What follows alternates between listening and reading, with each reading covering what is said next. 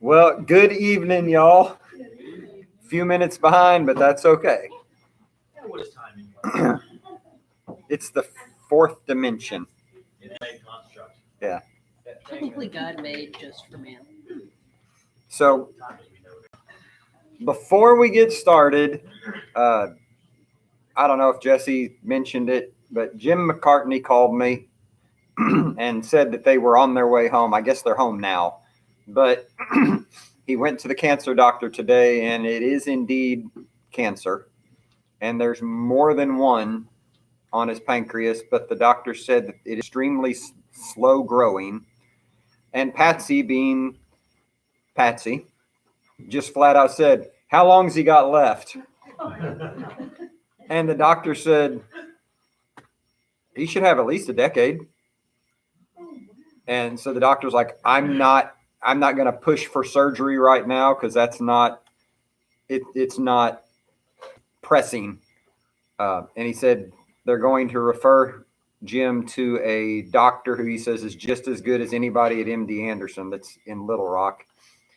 And so they were extraordinarily relieved to hear that. And the doctor told Jim, look, if you don't want to have surgery, because if we do surgery, it's pretty much going to take all the pancreas that's there.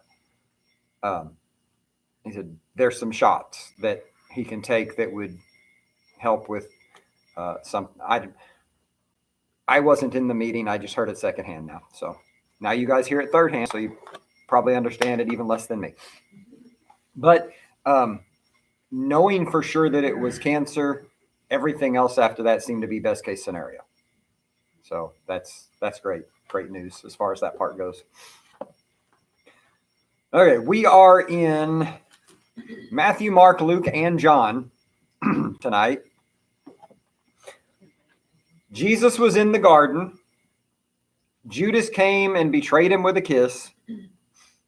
And then the last thing we talked about last week was that the disciples all fled. After they had been arguing about who was the greatest, after they had been saying, I will never desert you. And Peter especially is like, they might, but not me. And Peter cuts the ear off of Malchus. And then when Jesus heals Malchus and pretty much just submits to being arrested, Peter and the rest of the apostles all flee. Now, one thing that we didn't mention is found in Mark chapter 14, verse 50. It says, they all forsook him and fled. Verse 51 says, and there followed him a certain young man, having a linen cloth thrown around his naked body, and the young men laid hold on him, and he left the linen cloth and he fled from them naked.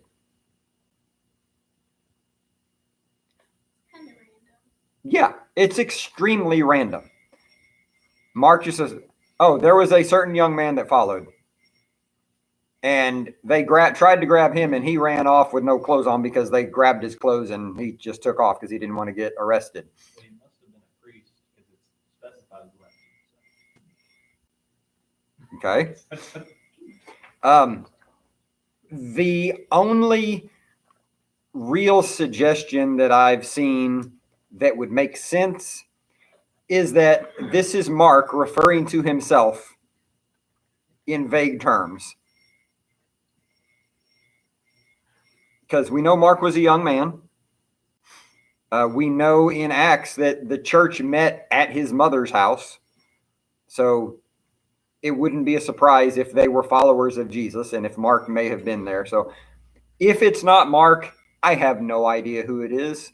And it's really, like Desiree said, random to have that in here. Because I don't know what we're supposed to learn from it.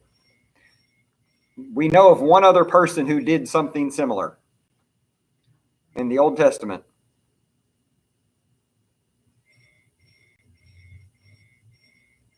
He was a servant of a guy named Potiphar. Oh, yeah. He fled from from Potiphar's wife. Master's wife. Yeah, it was Joseph. So the disciples have all left, and then this young guy's there. And then he left, so he doesn't come back into the story at all. He has to find some more expensive clothing. He's got to go find some more clothing. When you look at Luke chapter 22,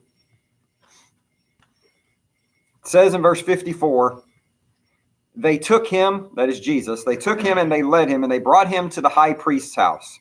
And Peter followed afar off. So Peter fled, but then turned around and kind of tried to stealthily follow behind.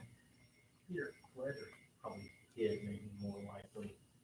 Well, it said they all fled, so Yeah. I mean, uses the same word for all of them, but Ran like just far enough away from them that he could hide and yeah. observe and follow.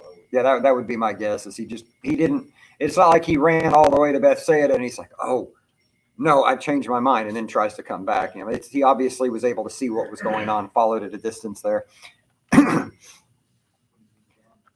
Sorry. We would need John to run all the way back. So. Yes.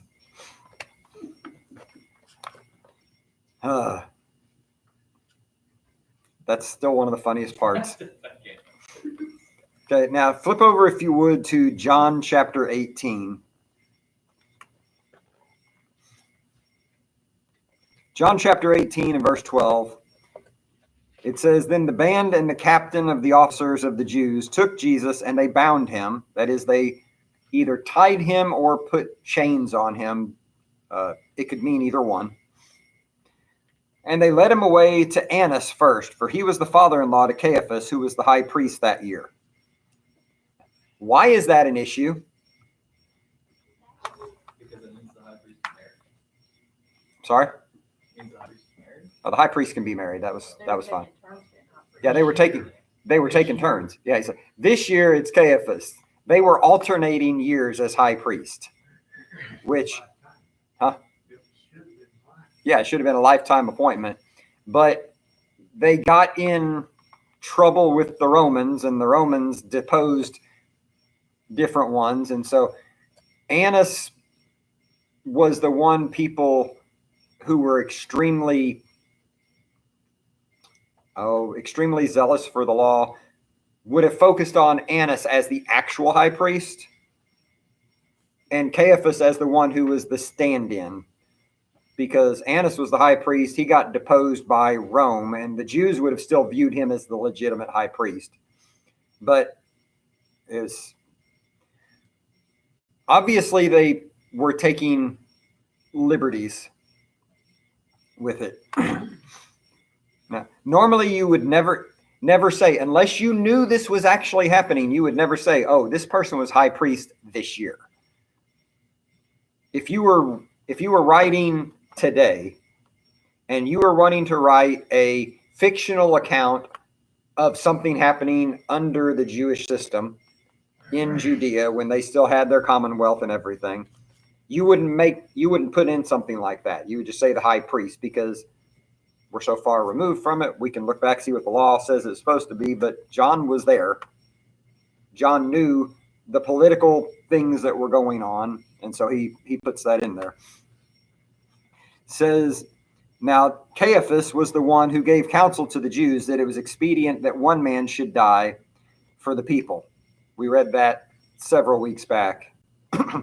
Caiaphas had said that it was beneficial or expedient that one person die and the whole nation not perish. But John said that he said this as a prophet without realizing he was giving a prophecy.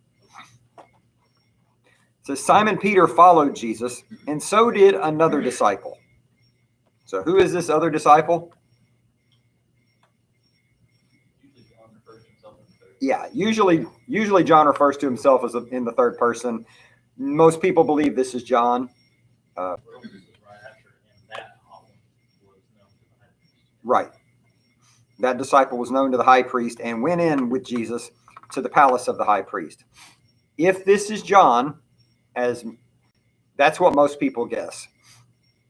If this is John, John turned around and got ahead of the pack, outran Peter, or didn't stay hidden.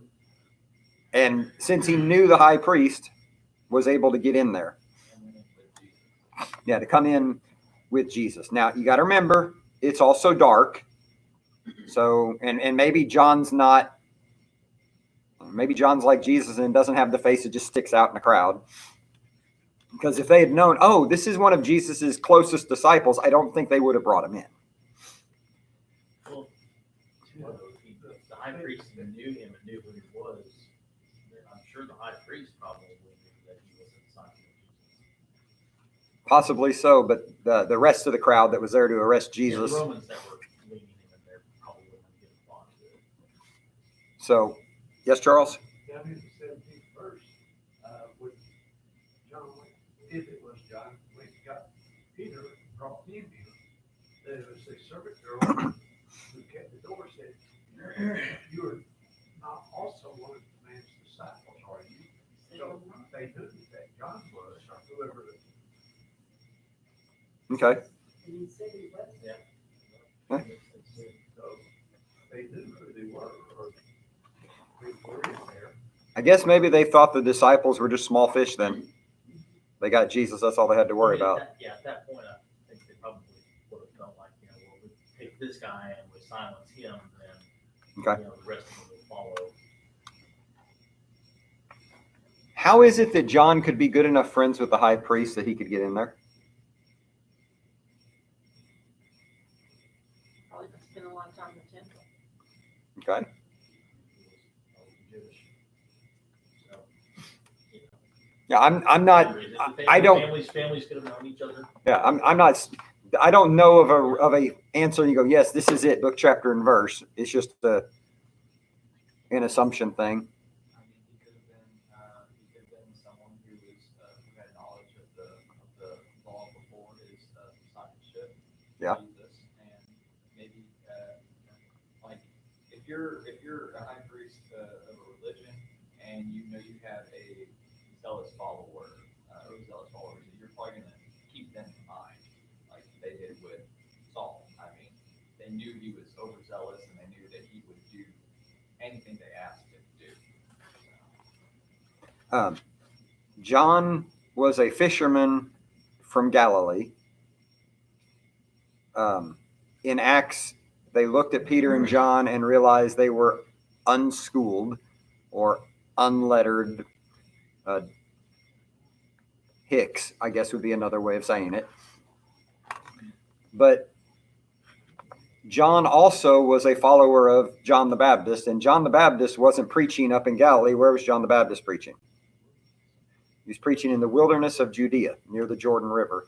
So at the very least, we know John spent time, while he was a disciple of John the Baptist, he spent time down around Jerusalem area, in that general area. So there's no telling where they may have crossed paths.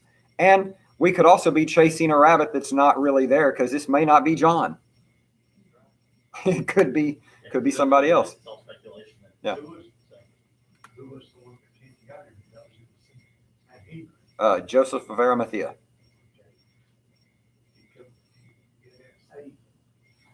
One of the 12, but he said, Right, a certain disciple. So,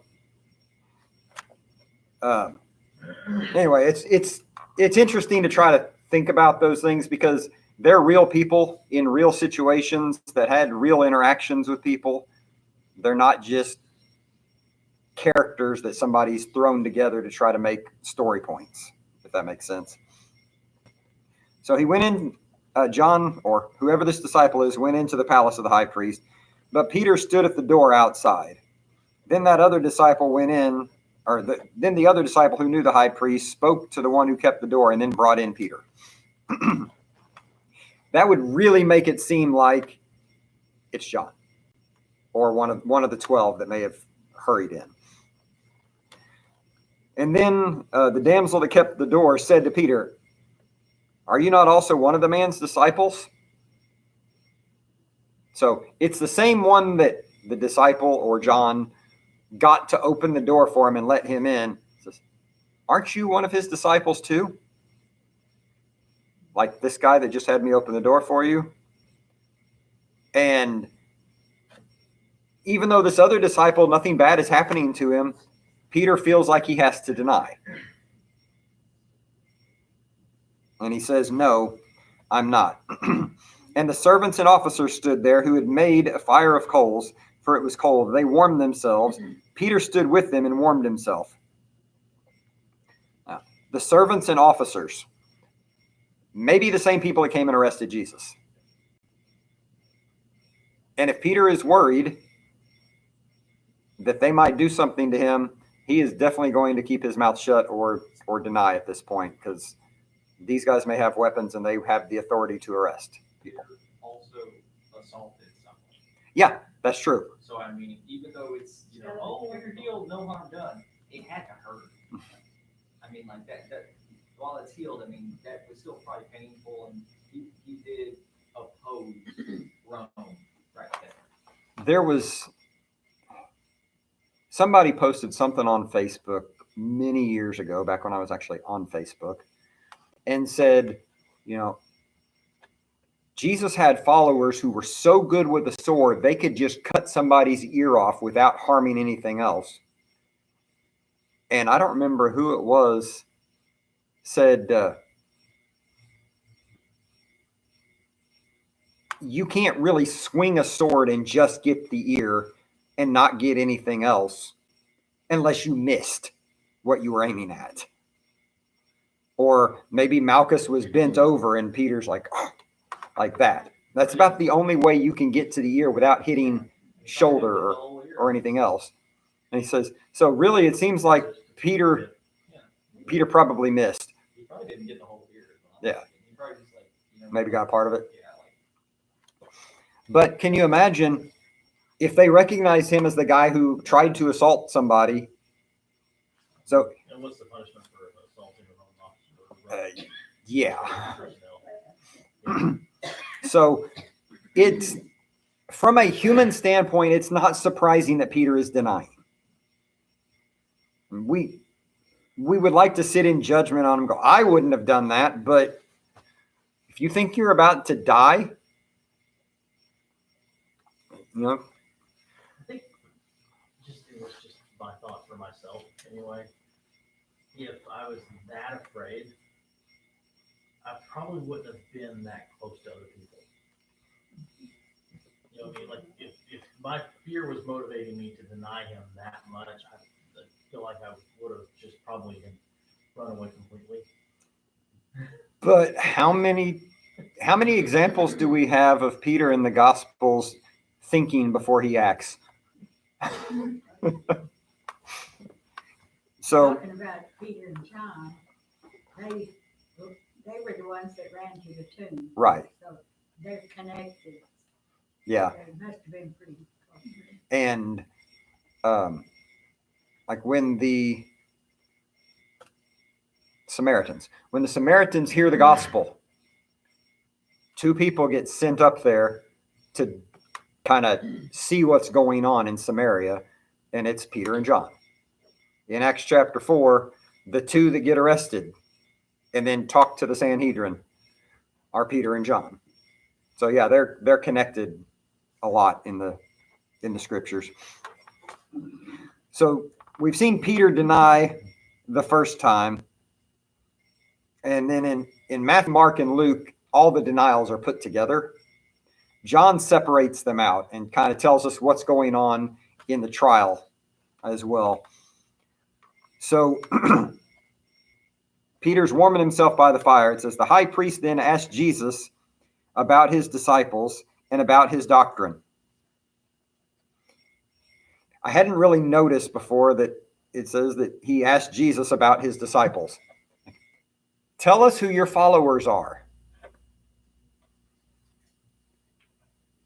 Maybe they had a suspicion that there were some people in the Sanhedrin that may have been followers of Jesus. Who do we know for sure? Nicodemus was a member of the Sanhedrin and was a secret disciple. Joseph of Arimathea, it says, was a secret disciple as well. So maybe the high priest is asking questions, trying to find a mole, so to speak. Yeah. Jesus answered and said, I spoke openly to the world. I ever taught in the synagogue and in the temple, where the Jews always gather. In secret, I said nothing. Why are you asking me? Ask those who heard me what I have said to them. Behold, they know what I said. It's like you trying to get something out of me that nobody's heard before. Everything that I've taught was in public. People heard it. And so if you really want to know, just go ask what other people heard. Why would Jesus tell him to ask other people?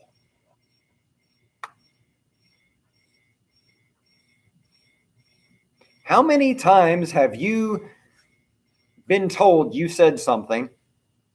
You're like, no, this is what I said. And then you can say, well, just yeah, like you said, just ask him. You can ask, okay, what did he say? And then he'll tell you whatever he heard. It could be a barb too that uses its like. There's plenty of people who would be accurate witnesses Mm-hmm. to what I've done, but we know that they had weighted the witnesses in their favor with false witnesses. Yeah, they were going to bring false witnesses to try So to. they already had their witnesses picked out. But he's like, if you ask anybody, they could tell you. I mean, Yeah. he's just like, you know, Well, you gotta think too, like he just says here, everything I said in the synagogues, and I said in the temple. So is he not there? yeah. Did he not ever hear any of it himself? You know? Yeah, I mean, so it could be even you heard what I said, didn't you? I mean, you do work there, right? Okay. It says, and okay, what you're saying may have more validity than not, especially whenever verse 22 comes up. It says, when he had said this, one of the officers who stood by struck Jesus with the palm of his hand, saying, you are answering the high priest like that? So whatever it was, they took it as Jesus being rude. Yeah. So maybe it was some heavy sarcasm. And Jesus answered him and says, if I've spoken evil, testify of the evil. But if not, why did you hit me? Jesus like, what did I say that was wrong? Do you remember when Paul was in prison or not in prison? He was on trial, and the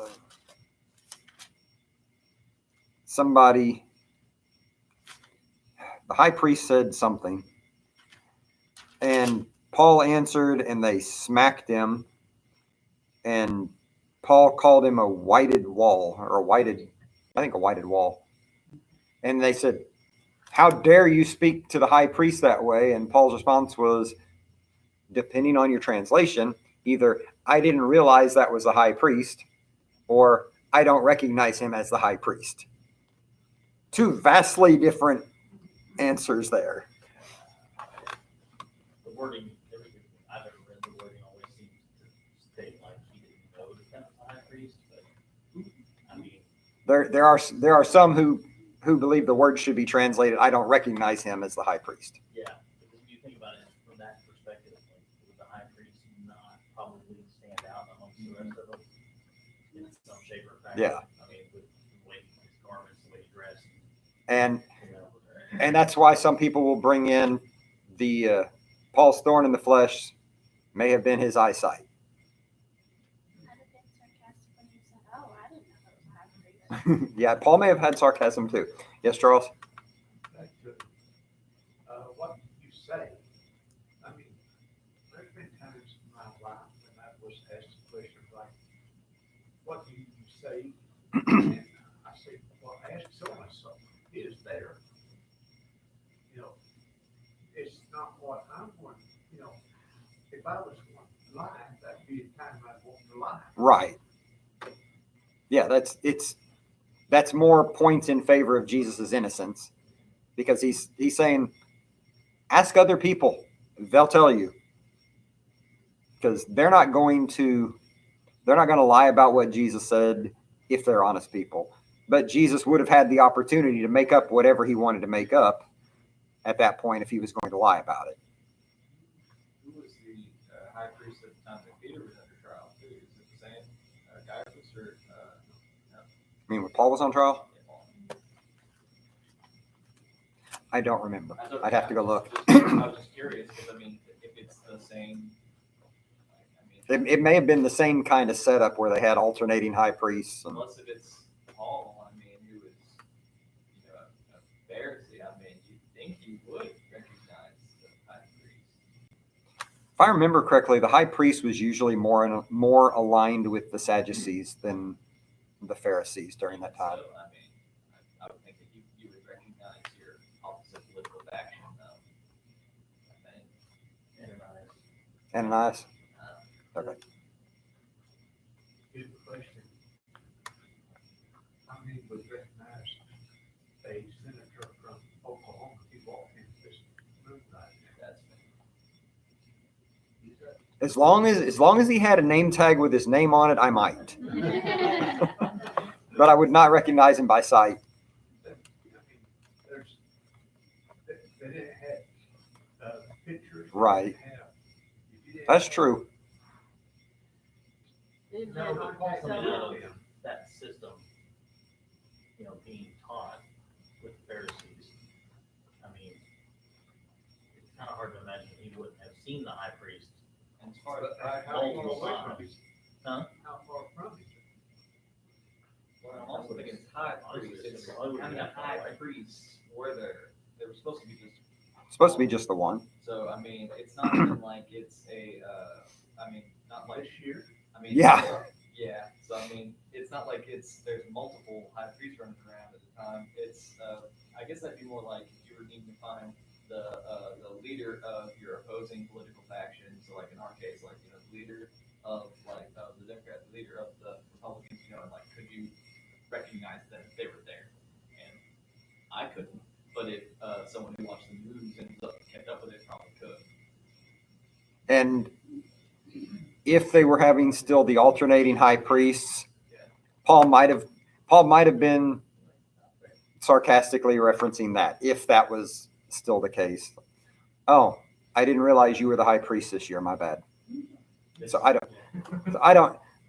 Several different ways that could be interpreted. My understanding of this still is that he would have had different garments.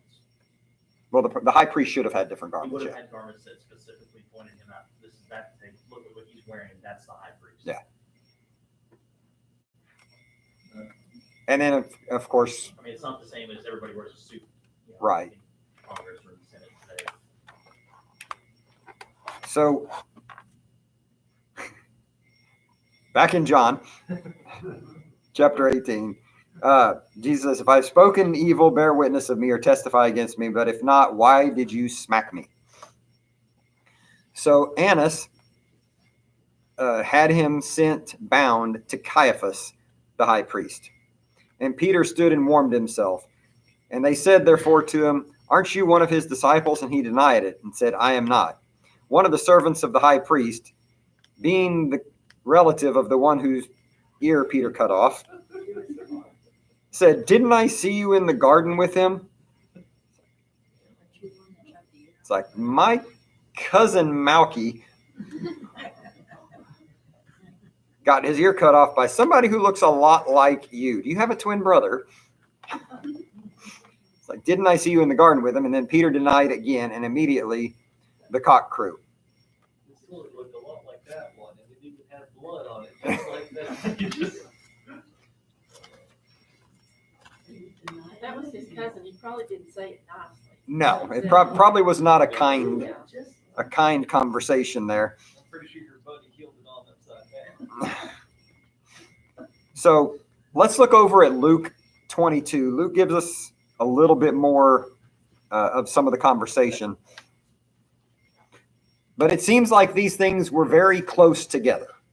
The denials weren't hours apart, but kind of almost boom, boom, boom. So verse 55 of Luke 22, when they had kindled a fire in the midst of the hall and were sat down together, Peter sat down among them. But a certain maid beheld him as he sat by the fire and earnestly looked upon him and said, "This man also was with him." And he denied, saying, "Woman, I know him not." I don't know him, never met him. And then after a little while, another saw him and said, you are also one of them. And Peter said, man, I am not. And after about the space of an hour, after another confidently affirmed or insisted, saying, truly this fellow is with him, for he's a Galilean. How would they know he was a Galilean? Yeah, he's probably got the accent. Like how we recognize somebody from Tennessee just by the way they talk.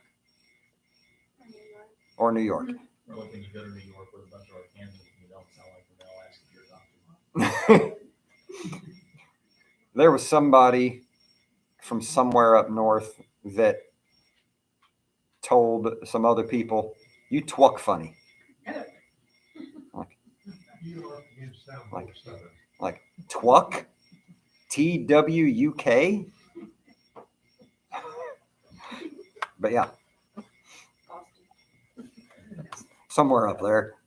So, this person is a guy. They said, you're a Galilean. And Peter said, I don't know what you're saying. And immediately, while he yet spoke, the cock crowed. And now Luke tells us that at this point, the Lord turned and looked at Peter.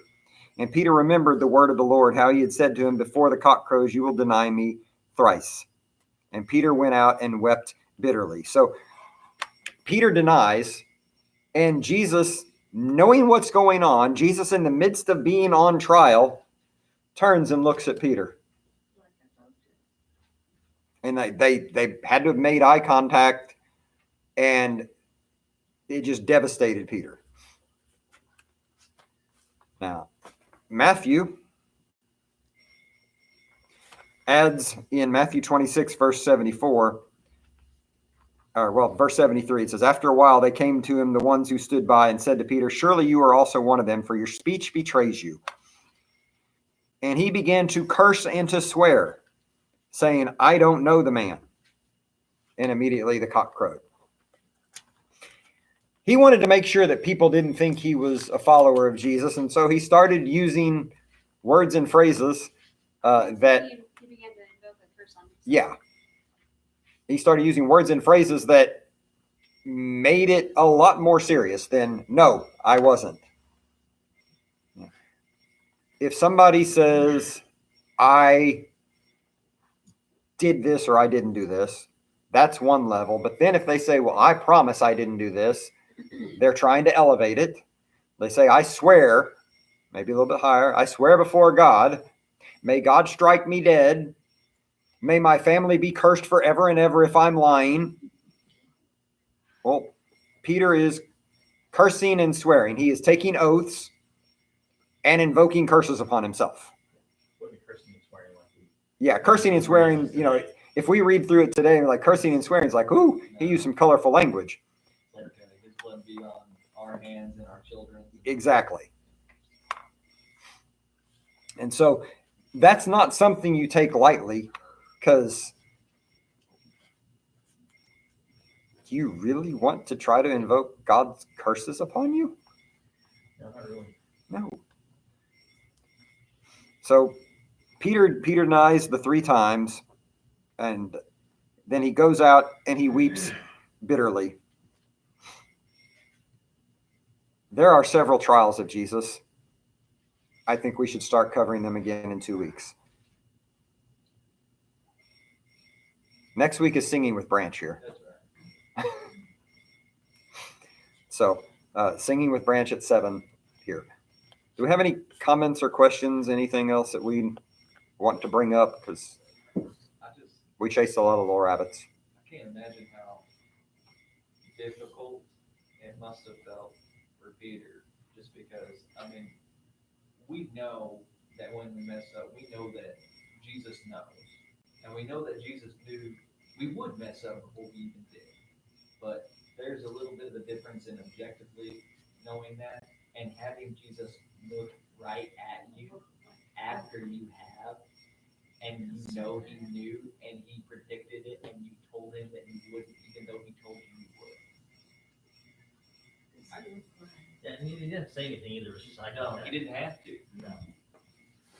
He didn't even need to. Like there's one level of feeling bad if you did something as a child you knew you weren't supposed to do. and then another when you realize your parents have been watching you the whole time and watched you do it. You're like, oh, there is no way I'm getting out of this. I'm caught. And, Peter realized, not only did I deny Jesus, he watched it happen, and he obviously knew what was going on. And Peter's like, he's got to be devastated because he knows there's no way out of that. There's no way he can spin it at all. Jesus was there. Jesus heard it. And it hurts you to know that you hurt people that you love and that love you. Yeah, it definitely hurts. If you have feelings, it hurts to know that you've hurt other people that love you. That's from a human perspective. Yeah. I think about it from the perspective that you know he is the Son of God. He's the Messiah, and you openly denied him in front of other people. What did he say about those who deny me? I was about to flip there, Matthew chapter 10, verse 33. Whoever denies me before men, I will also deny him before my Father who is in heaven. Spiritually speaking, Peter is as far away from Jesus as you can possibly get at this point. He is just as far from Jesus spiritually as Judas was. But Peter repented, truly repented. And that is the difference. Do we have any updates other than what we talked about with Jim this morning? We got the singing night with Branch next week. They're coming here.